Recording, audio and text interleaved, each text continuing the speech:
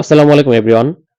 BPL এর Chittagong Royals এর ভক্তদের জন্য সুখবর, কারণ চট্টগ্রাম রয়্যালস এর আজকের ম্যাচকে সামনে রেখে আজ সকালেই দলের সাথে জয়েন করেছে অ্যাডাম রসিংটনের বিকল্প ক্রিকেটার, পাকিস্তানি 24 বছর বয়সী ডানহাতি opener wicket keeper batsman Mohammad হারিস।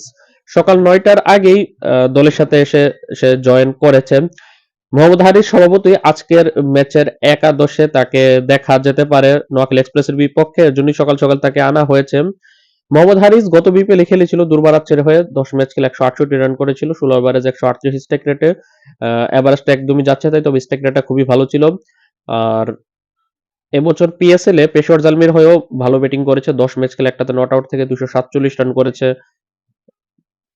27 এভারেজ 148 স্ট্রাইক রেটে, তাই পিএসএলটা তার ভালো গিয়েছে। জাতীয় দলের হয়ে 25 ম্যাচ খেলে এবছর, অর্থাৎ আন্তর্জাতিক টি-20-তে পাকিস্তানের হয়ে এবছর যে 25টা ম্যাচ খেলেছে সেখানে সে 429 রান করেছে, 18 এভারেজ এবং 139 স্ট্রাইক রেটে, এক সেঞ্চুরি 150-তে। এখানে এভারেজটা নিয়ে শঙ্কা থাকলেও তার স্ট্রাইক রেটটা কিন্তু ভালো। মোহাম্মদ হারিস সবসময় এভারেজ থেকে বেশি তার স্ট্রাইক রেটের প্রতি সে মনোযোগ দিয়ে দ্রুত গতিতে রান তোলার জন্য সে প্রসিদ্ধ। এখন যে মোহাম্মদ হারিস উইকেট কিপার ব্যাটসম্যান অ্যাডাম রসিংটনের বিকল্প হিসেবে দলের সাথে জয়েন করেছে এবং আজকের ম্যাচের একাদশে মোহাম্মদ নাইম শেখের সাথে ওপেন করতে দেখা যাবে মোহাম্মদ হারিসকে, যদি কোনো প্ল্যানিং এ পরিবর্তন না হয়ে থাকে। চট্টগ্রাম রয়্যালস দল তারা স্পন্সর পেয়েছে, বেশ কিছুদিন আগেই আপনাদের জানিয়েছিলাম যে ইস্পাহানি লিমিটেড এখন চট্টগ্রাম রয়্যালস এর স্পন্সর, এবং ইস্পাহানি স্পন্সর হওয়ার পর কিন্তু দলটির প্র্যাকটিস জার্সি ধরনে বা কালারে বা ডিজাইনে পরিবর্তন এসেছে। স্বভাবত আশা করা যায় যে ম্যাচ জার্সিতে পরিবর্তন আসবে।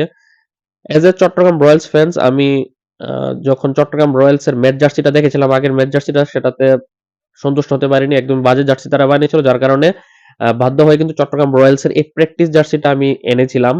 তবে এখন সেই প্র্যাকটিস জার্সিটা আর থাকছে না, তারা প্র্যাকটিস জার্সি পরিবর্তন করে দিয়েছে ইস্পাহানি এসে। এখন আশা করি তারা ম্যাচ জার্সিতে পরিবর্তন আসবে, যাতে ভবিষ্যতে যদি বিসিবি এই দলটাকে কন্টিনিউ করে চট্টগ্রাম রয়্যালস এর দলটাকে, সেক্ষেত্রে ভবিষ্যতে জার্সি আনা হবে। তবে এখন আপাতত এই বিপিএল এই পুরনো প্র্যাকটিস জার্সি দিয়েই কাটিয়ে দিতে হবে।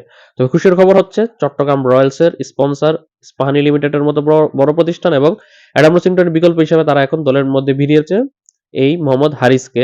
এখন দেখার বিষয় চট্টগ্রাম রয়্যালস আজকে নোয়াখালী এক্সপ্রেসকে হারিয়ে তারা 12 পয়েন্ট অর্জন করতে পারে কিনা।